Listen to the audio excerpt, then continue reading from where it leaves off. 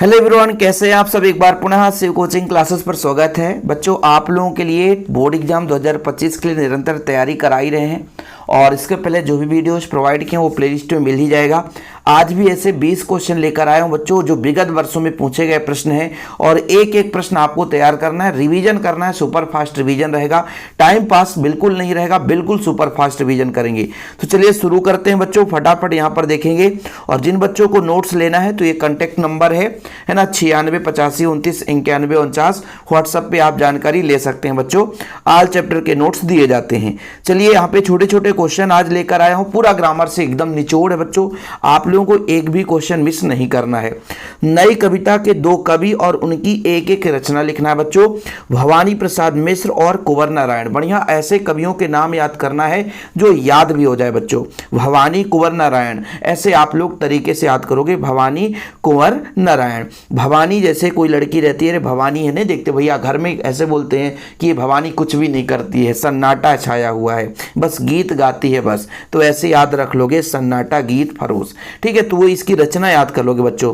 कुंवर नारायण, भवानी जो है वो कुंवर नारायण के आमने सामने आ गई, उसके जैसा कोई दूसरा था ही नहीं, इसलिए कुंवर नारायण फिदा हो गए। तो ऐसे में आपको एक दो आसानी से याद हो जाएंगे। थोड़ा सा माइंड में जब भी किसी भी कवियों के नाम या उनकी रचना याद करो ना, तो उसको लॉजिक से याद करो ताकि वो लंबे समय तक याद रहे। मैंने कहा ना, भवानी प्रसाद मिश्र सन्नाटा है, मतलब भवानी एक ऐसी लड़की थी, मान के चलो कि बिल्कुल सन्नाटा थी, कुछ भी नहीं, केवल गीत गाती थी। और गीत से कुंवर नारायण हमारे क्या हो गए, आमने सामने आए भाई, बोले उसके जैसे कोई दूसरा नहीं है। तो ऐसे याद हो जाएगा। तो आप एक एक रचना कम से कम और अधिकतम दो दो रचना तैयार करो, इससे ज़्यादा कभी क्वेश्चन पूछा नहीं गया है बच्चों। प्रगतिवाद, दो कवियों एवं उनकी एक एक रचना का यहाँ पर बच्चों क्या करना है, नाम लिखना है। जैसे रामधारी सिंह दिनकर जी का कुरुक्षेत्र, नागार्जुन का युगधारा, है ना, दो दो आप लिख लो, अच्छी बात है। रश्मरथी, प्यासी पथराई, दो दो लिखोगे और अच्छी बात है, लेकिन कम से कम एक एक तो तैयार रहे ही। रामधारी सिंह दिनकर जी का कुरुक्षेत्र हो गया बच्चों, और नागार्जुन जी का हो गया युगधारा। और भी बच्चों आपके लिए वीडियो आएंगे, लेकिन आप लोगों का रिस्पॉन्स कैसा रहता है, इसे कितने लोगों तक आप शेयर करते हैं। मज़ा कब आता है बच्चों, जब आपका भी प्यार और सपोर्ट मिलता है। कि कोई भी सर आपको कब अच्छे से पढ़ा पाते हैं, जब आपका प्यार सपोर्ट रहता है। और ये हिंदी का ग्रामर का पोर्शन है, और भी ऐसे में वीडियो लाने के लिए तैयार हूं, लेकिन हाँ भाई, छोटा सा प्यार सपोर्ट बना रहे। चलिए अगला क्वेश्चन देखिए, ओज गुण क्या है बच्चों। जैसे मान लीजिए किसी कविता को पढ़ते सुनते समय हमारे अंदर एकदम उत्साह भर जाए, उत्तेजना जागृत हो जाए, तब वो गुण बच्चों क्या कहलाता है, ओज गुण कहलाता है। किसी काव्य को पढ़ने सुनने से चित्त की उत्तेजना, है ना, जागृत हो जाए, यह रचना आपका ओज गुण संपन्न होती है। मतलब जैसे आप बुंदेलो हरबोलों के मुंह से हमने सुनी कहानी थी, खूब लड़ी मर्दानी, वह तो झांसी वाली रानी थी। आप धारावाहिक सीरियल देखे होंगे झांसी की रानी, तो भाई वहाँ पर जब खून खौलता है दी, जैसे लड़ाई आप देखेंगे कि ऐसे ऐसे दुराचारी, है ना, झांसी की रानी के साथ अत्याचार किए, और वहाँ के सभी जो भी मतलब झांसी के लोग थे, हमारे देश के लोग थे, इनके साथ जो विदेशियों के द्वारा अत्याचार किया जाता था, तुम्हारे अंदर मतलब खून खौलता है। तो उस कविताओं को जब हम पढ़ते हैं तो वहाँ पर ओज गुण संपन्न होता है बच्चों। ओज गुण का मतलब जहाँ पर वीरता, है ना, अंदर से उत्साह है, उत्तेजना जागृत हो जाए कि बस काश हम भी होते, अपने देश के लिए बलिदान हो जाते, तो वहाँ पे ओज गुण हो जाता है बच्चों, ठीक है। अब देखिए ये क्वेश्चन मैं आपको बताऊंगा, बिंब कितने प्रकार के होते हैं। ये क्वेश्चन बच्चों अलग अलग बुक में कई प्रकार से, जैसे मुख्य रूप से आप देखोगे तो 4 ही बिंब होते हैं ना, दृश्य बिंब, श्रव्य बिंब, विचार बिंब, भाव बिंब। लेकिन अलग अलग वैज्ञानिकों ने, मतलब एक प्रकार से रचनाकारों ने बिंब को अलग अलग से परिभाषित किया है, ठीक है। तो आप अपने हिसाब से देख सकते हैं। कुछ जगह बच्चों केवल बिंब के 3 ही भेद मिलता है कि बिंब टोटल 3 प्रकार के होते हैं, और बच्चों उनके भी अंदर भी वर्गीकरण किया गया है। तो ये अलग अलग बुक में अलग अलग देखने को मिल जाता है, तो इसमें आप परेशान मत होना। जैसे मैं कुछ यहाँ पर बता दूं कि वैसे बिंब मुख्यतः 3 भेद, जैसे इंद्रिय बिंब, काल्पनिक बिंब और प्रेरक अनुभूति के आधार पर बिंब, फिर उनके अंदर वर्गीकरण किया गया बच्चों। तो क्वेश्चन थोड़ा सा इसका डिटेल्स में यदि चर्चा करेंगे तो और बेहतर रहेगा, लेकिन फिलहाल बिंब का अर्थ आप समझ लो। बिंब का मतलब होता है बच्चों, जैसे आप लोग समझते हो इंग्लिश में इमेज, उसी को हिंदी में बोला जाता है बिंब, है ना। यानी कोई भी चीज़ आप पढ़ते हो तो उसका चित्र बन जाए, है ना, कोई भी आप कविता पढ़ रहे हो, कोई भी आप कहानी पढ़ रहे हो, कोई भी आप काव्य संग्रह पढ़ रहे हो, तो शब्द चित्र बन जाए। कोई शब्द पढ़ रहे हो तो उसका चित्र अंकित हो जाए, तो हो जाता है आपका बच्चों बिंब। ठीक है, बिंब का शाब्दिक अर्थ आपको पता होना चाहिए। अंग्रेजी में इमेज शब्द का रूपांतरित रूप है। काव्य में बिंब को वह शब्द चित्र माना जाता है जो कल्पना द्वारा इंद्रिय अनुभवों के आधार पर निर्मित होता है। मतलब हमारे शरीर में जो इंद्रिय पाए जाते हैं बच्चों, इंद्रियां जिसे बोले जाते हैं, उनके माध्यम से उसको अनुभूत किया, मतलब अनुभव किया जाता है, केवल मन में ये निर्मित हो जाता है। जैसे आप कोई भी कविता पढ़ रहे हो तो आपके माइंड में चलचित्र बन जाए, तो आपका बच्चों एक प्रकार से बिंब कहलाता है। चलिए आगे देखिए, विरोधाभास अलंकार क्या कहलाता है। ठीक है, जहां विरोध ना होते हुए भी विरोध का आभास हो, वहां पर विरोधाभास अलंकार होता है। भाई टाइम पास नहीं, बिल्कुल सुपर फास्ट करना है। जहां वास्तविक विरोध ना होकर भी केवल विरोध का आभास हो, वास्तविक विरोध ना हो लेकिन फिर भी ऐसा लगे कि विरोध हो रहा हो, तो आपका बच्चों वहां पे विरोधाभास अलंकार होता है। या अनुरागी चित्त की गति समझे नहीं कोय, ज्यों ज्यों बूढ़े श्याम रंग त्यों त्यों उज्जवल होए। यहाँ पर ऐसा लगता है कि जो जैसे जैसे बूढ़ा होता जा रहा है और वो उज्जवल हो जाए। ऐसा कभी हो सकता है कि कोई बूढ़ा होगा और उज्जवल हो जाएगा? ऐसा नहीं होता है। मतलब लगता है कि विरोध हो रहा है, कि भाई बूढ़ा भी बोल रहे उज्जवल भी हो रहा है, लेकिन वास्तविकता ये है कि यहाँ पर विरोध नहीं होता। डिटेल्स में पढ़ना है तो पढ़ लो आप लोग। सोरठा छंद बच्चों, सोरठा छंद किसे कहते हैं आप लोगों को बताना है।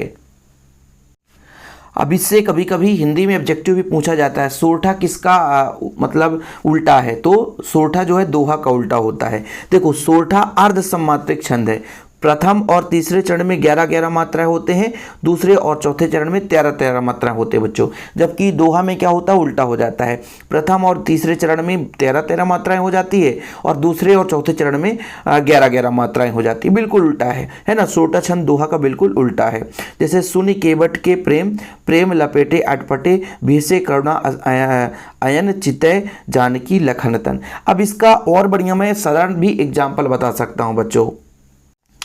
जैसे मैं एक एग्जाम्पल बताता हूँ सबसे पॉपुलर, जो सुमिरत सिद्ध होई गण नायक करिबर बदन, करहु अनुग्रह सोई बुद्धि रास शुभ गुण सदन। ये सबसे पहले जब रामायण गीता होता है तो रामायण का पहला सोरठा जो है वो गाया जाता है।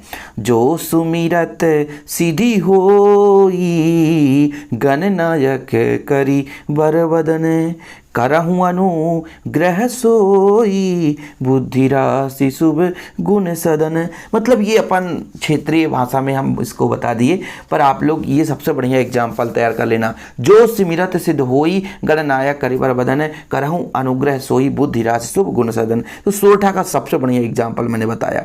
चलिए आगे देखते हैं बच्चों, निबंध किसे कहते हैं। दो निबंधकार एवं दो निबंधों के नाम, मतलब दो निबंध के नाम भी आपको लिखना है। तो भाई साहब ये थोड़ा सा लंबा चौड़ा है। निबंध का तात्पर्य किसी विशेष घटना से केंद्रित होता है और उसमें लेखक अपने विचार को अपने तरीके से, व्यवस्थित तरीके से उसका विस्तृत वर्णन करता है, तो आपका बच्चों एक निबंध कहलाता है। जैसे रविन्द्रनाथ टैगोर जी का भारत में राष्ट्रवाद, चरक का पंथ, इनकी निबंध है बच्चों। और जैसे M.K. गांधी जी का हिंदी स्वराज और शाकाहारीवाद का नैतिक आधार, ये शामिल है। और भी कई सारे निबंधकार आप लिख सकते हो।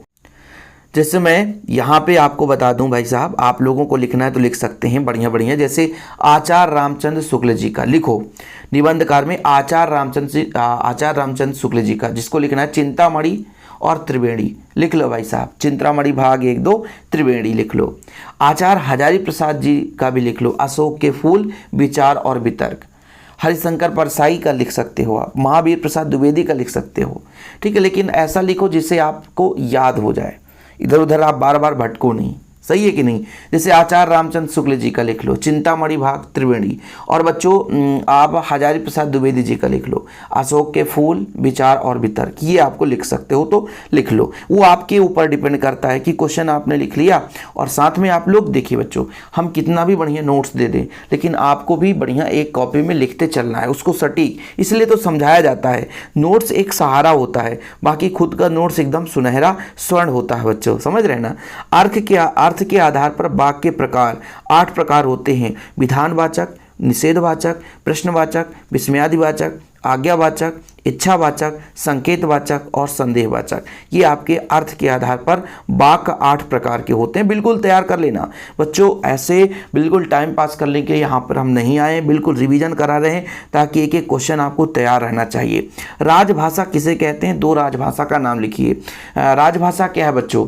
राजभाषा राष्ट्रभाषा से छोटा रूप है। इसका उपयोग हम सरकारी कामकाज के लिए करते हैं। जब भाषा विकसित होकर के इतना बड़े क्षेत्र में बोला जाने लग जाए कि उसका उपयोग हम सरकारी कामकाज के लिए करते हैं, तब उसे राजभाषा कहा जाता है।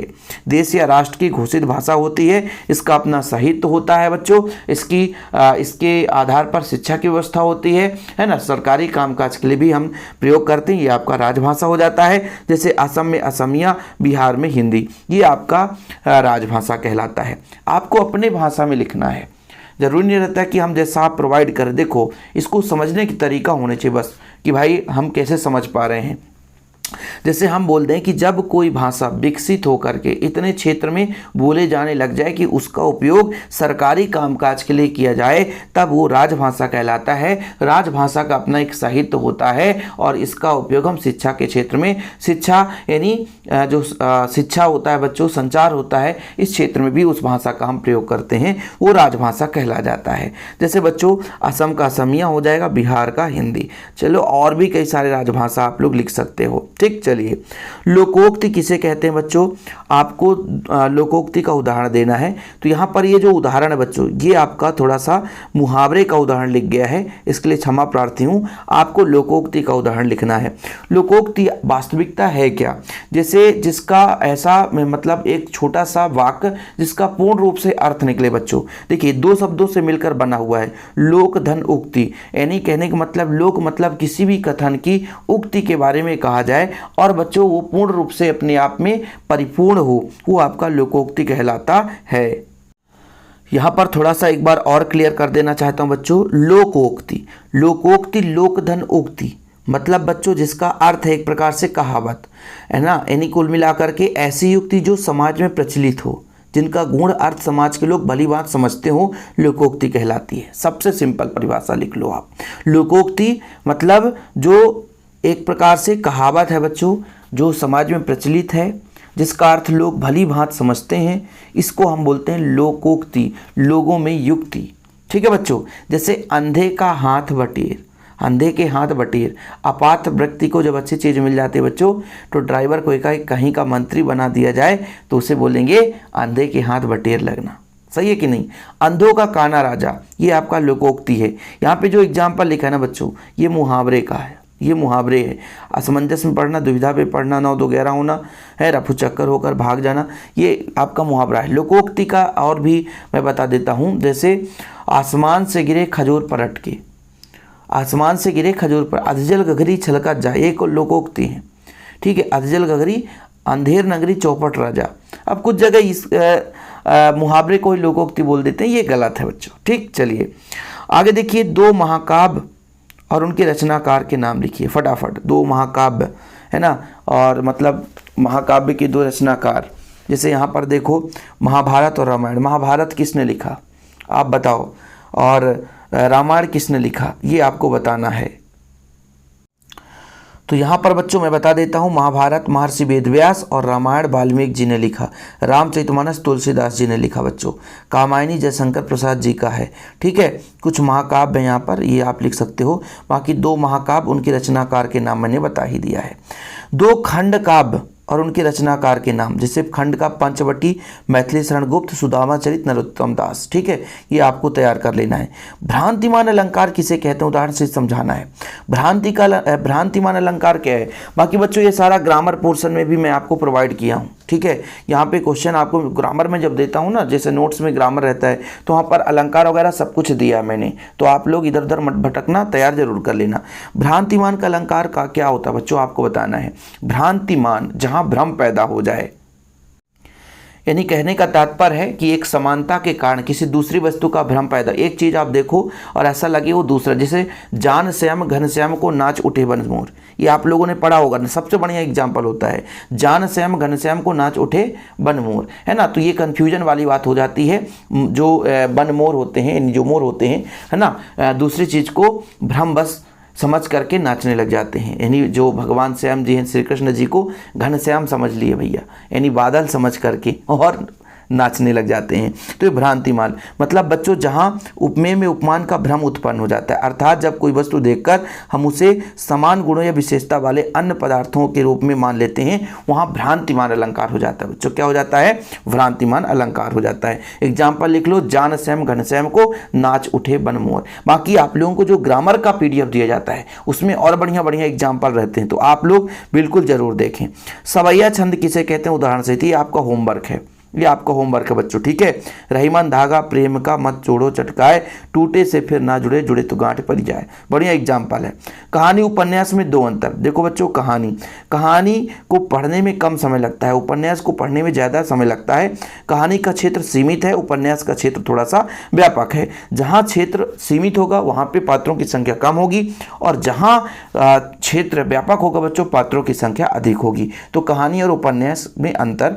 रेखा चित्र संस्मरण में अंतर। बढ़िया है बच्चों। रेखा चित्र एक, देखो भाई, रेखा चित्र चित्रात्मक शैली पर लिखा जाएगा, बिल्कुल बढ़िया है। देखो ना, शब्द से अर्थ निकालोगे। रेखा चित्र इसमें मुख्य रूप से चित्रात्मक शैली, मतलब किसी काव्य की रचना ऐसे की जाए कि बिल्कुल हम पढ़ें तो बिल्कुल माइंड में वो उकेरा जा सके, एकदम प्रतिबिंब सा बन जाए, वो रेखा चित्र होता है बच्चों।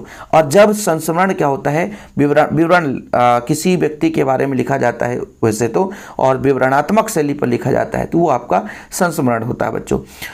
यह किसी महान व्यक्ति के लिए लिखा जाता है, जबकि यह सामान्य व्यक्ति का भी हो सकता है। रेखा चित्र यह छोटा होता है बच्चों, और यह थोड़ा सा बड़ा होता है। संस्मरण वास्तविक या यथार्थ प्रधान होता है, जबकि रेखा चित्र चरित्र प्रधान होता है बच्चों। ठीक है, तो आप लोगों को दो अंतर तैयार करना है, लेकिन 2-3 अंतर रहता है। बढ़िया, पहला अंतर तो ये चित्रात्मक शैली में, वर्णनात्मक शैली में, ये थोड़ा सा महान व्यक्ति के बारे में लिखा जाता है, और ये सामान्य व्यक्ति के बारे में भी। और संस्मरण जो होता है बच्चों थोड़ा सा छोटा होता है, जबकि रेखा चित्र बड़ा भी हो सकता है। अब बच्चों कई बुक में तो कुछ अलग भी अंतर देखने को मिल जाता है। जैसे कहीं कहीं ऐसा भी लिखा रहता है कि रेखा चित्र किसी विशेष व्यक्ति पर रहता है, लेकिन संस्मरण किसी घटना पर रहता है। पर ऐसा नहीं है, व्यक्ति महान होना चाहिए, बस होना, ठीक है। यानी कोई विशेष व्यक्ति होगा वहीं पे संस्मरण लिखा जाता है। तकनीक शब्द किसे कहते हैं, इसका उदाहरण दीजिए। किसी भी विशेष संबंधित ऐसे शब्द जिसका उपयोग उसके मतलब चर्चा के लिए किया जाता है, यानी किसी खोज से संबंधित किसी शब्द का उपयोग हम कर रहे होते हैं, मतलब किसी आविष्कार से संबंधित चीज़ों के लिए उस शब्द का प्रयोग करते हैं, तब वो आपका तकनीक शब्द कहलाता है बच्चों। कोई आविष्कार है, कोई नई चीज़ों की खोज के लिए जिन शब्दों का प्रयोग करते हैं वो आपका तकनीक शब्द है, जो कि टेक्निकल शब्द का पर्याय है। जैसे गुरुत्वाकर्षण वेग त्वरण, ये आपका तकनीक शब्द कहलाता है। कुल मिलाकर के बच्चों किसी भी अनुसंधान या किसी भी खोज के लिए जिन शब्दों का प्रयोग करते हैं बच्चों, उसे हम बोलते हैं क्या, तकनीक शब्द कहते हैं बच्चों। क्या बोलते हैं, तकनीक शब्द। ओके, तो ऐसे ऐसे सब परिभाषाएं पूछ दिए जाते हैं। बार बार मैं रिवीजन कराऊंगा अभी से एग्जाम तक। जो बच्चे पहली बार हैं, बस हाँ यार थोड़ा सा प्यार सपोर्ट बनाओ, नोट्स जरूर ले लो फटाफट तैयारी करने के लिए। मिश्रित वाक्य किसे कहते हैं, ऐसे वाक्य जिसमें एक मुख्य या प्रधान वाक्य हो और अन्य आश्रित उपवाक्य हो, मतलब एक वाक्य के साथ दूसरे वाक्य भी जुड़े हों, तो आपका मिश्रित वाक्य कहलाता है। जैसे यदि आप नहीं जानते तो हो तुम आप मत बोलो, मतलब यदि आप नहीं जानते हो तो मत बोलो। यानी दो वाक्य हैं, मिश्रित है बच्चों। यदि मैं परिश्रम करता तो सफल हो जाता, तो ये आपका मिश्रित वाक्य हो जाता है। यानी एक मुख्य वाक्य के साथ एक अन्य वाक्य उपवाक्य जुड़ा रहता है। प्रिंट माध्यम की प्रमुख विशेषताएं, बहुत बढ़िया। प्रिंट माध्यम का मतलब ये होता है, जैसे आप समाचार पत्र पढ़ते हो तो जब चाहो तब आप पढ़ सकते हो, जितना चाहो उतना पढ़ सकते हो, जैसा चाहो उसे सोच कर पढ़ सकते हो, जहां से पढ़ना शुरू करना वहीं से कर सकते हो। लेकिन टेलीविजन में ऐसा हो सकता है, टेलीविजन में भैया लाइट चली गई तो खत्म, है ना, 1 घंटे बाद आए तो वो न्यूज ही खत्म। सही है कि नहीं, पता चला रिचार्ज वाला है तो फिर वो खत्म, तो फिर न्यूज ही नहीं चलना है। तो ये होता है बच्चों सोशल मीडिया में, ये जो आपका टेलीविज़न है। टेलीविज़न थोड़ा सा, टेलीविज़न से बेहतर जो मीडिया है वो प्रिंट माध्यम होता है। प्रिंट माध्यम जो है बच्चों वो अपनी इच्छा के अनुसार धीरे धीरे उसे पढ़ सकते हैं। पढ़ते समय कहीं भी रुक करके सोच विचार सकते हैं, बार बार उसे पढ़ सकते हैं। इसे पढ़ने में शुरुआत किसी भी पृष्ठ से किया जा सकता है। इसे लंबे समय तक सुरक्षित भी रख सकते हैं बच्चों। टेलीविजन में कहाँ तक स्टोर करके रखोगे, और बाकी पेपर तो आप 10 साल का रख सकते हो। तो ये प्रिंट माध्यम की सीमाएं, विशेषताएं हैं, ठीक है। बाकी आप अपनी भाषा में कम से कम 4-5 तैयार कर लो बस। विशेष लेखन के प्रमुख क्षेत्र। विशेष लेखन का मतलब होता है जब विशेष घटनाओं पर आधारित लिखा जाता है। जैसे क्षेत्र तो कुछ भी हो सकता है, खेल भी हो सकता है, मनोरंजन भी हो सकता है, सिनेमा भी हो सकता है, कानून व्यवस्था भी हो सकता है, राजनीति पर भी हो सकता है, और मतलब एक प्रकार से सिनेमा पे भी हो सकता है ना। तो ये सब विशेष लेखन के प्रमुख क्षेत्र हो जाते हैं। तो थोड़ा सा धीरे धीरे करके बड़ा लंबा हो गया है, लेकिन बच्चों जिन बच्चों ने नोट्स नहीं लिया है तो कॉन्टैक्ट नंबर यहाँ पर लिखा रहता है। व्हाट्सएप में आप लोग ज़रूर कांटेक्ट करके नोट्स ले लें। और बस एक छोटा सा सपोर्ट रहे बच्चों, वीडियो पसंद है प्लीज़ लाइक करके शेयर करें, ताकि आप लोगों के लिए निरंतर हम ऐसे मेहनत करते रहें। फिलहाल अभी के लिए इतना ही। जय हिंद, वंदे मातरम।